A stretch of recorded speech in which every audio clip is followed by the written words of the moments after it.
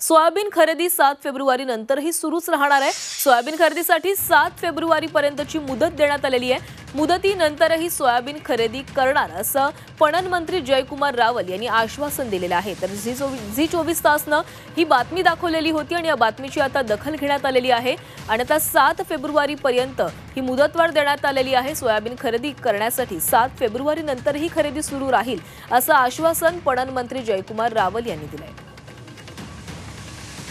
हे सरकार सामान्य शेतकऱ्यांचं आहे।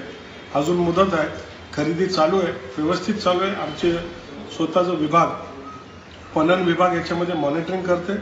काय अडचणी असल्या तर त्याच्यामधनं मार्ग काढण्यात येतील आणि ही रेकॉर्ड ब्रेक खरेदी चालू आहे। याच्यानंतर तूर खरेदी करायची, इतर साऱ्या गोष्टी सुद्धा खरेदी करायच्या। गोडाऊन संपत चालले म्हणून गोडाऊनसाठी नवीन जाहिरात काढली आणि म्हणून शेतकऱ्यांच्या हितासाठी जे जे काय लागेल ते करण्याचं हा सरकारचा प्रयत्न आहे आणि हे सरकार शेतकऱ्यांच्या हितासाठी कटिबद्ध आहे।